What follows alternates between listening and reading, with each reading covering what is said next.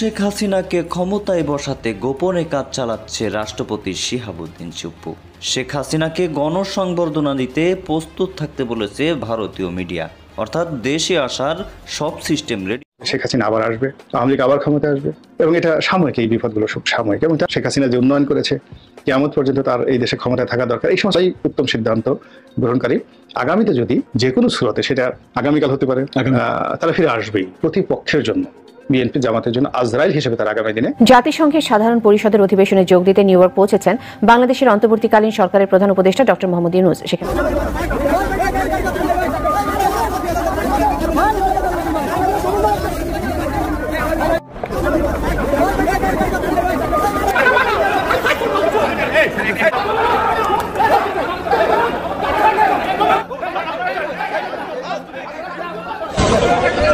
এখন আগে বাংলাদেশের পররাষ্ট্রমন্ত্রী হাসান মাহমুদ এসেছেন এবং আগমনের পরবর্তীতে আসলে এক অপ্রীতিকর পরিস্থিতির সৃষ্টি হয়। শেখ হাসিনার হাতকে সংগঠিত করতে এটাই করতে হবে। সঙ্গে ভাষণ দিতে গেলেন ডক্টর মোহাম্মদ ইউনূস। নিউ ইয়র্কের মাটিতে পা রাখতেই কঠিন সংঘর্ষ। বাংলাদেশের সাবেক পররাষ্ট্রমন্ত্রীর এতদিন খোঁজ না থাকলেও ডক্টর মোহাম্মদ ইউনূসকে বাধা দিতে চলে গিয়েছেন তিনি। সেখানে তার নেতৃত্বে আওয়ামী লীগ নেতা কর্মীরা ডক্টর মোহাম্মদ ইউনূসের গাড়ি ঘেরাও করেছে।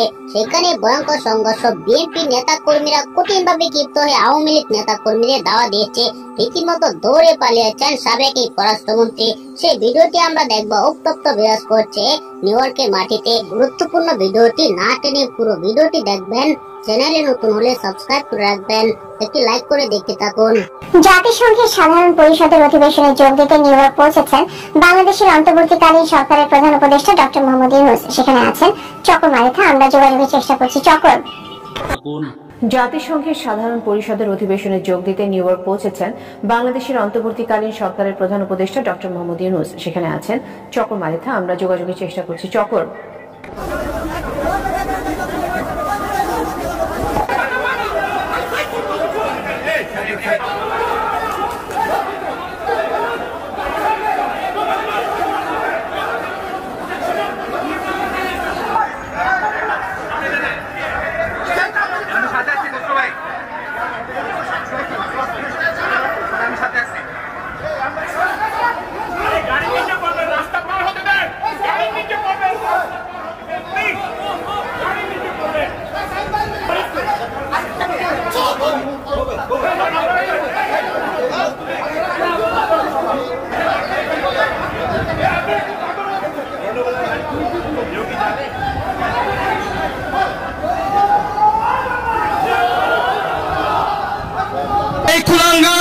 এই কুলাঙ্গার গোলাপবাড়ির মা বাবা নিয়ে গালি দিয়েছিল, আপনারা সবাই জানেন।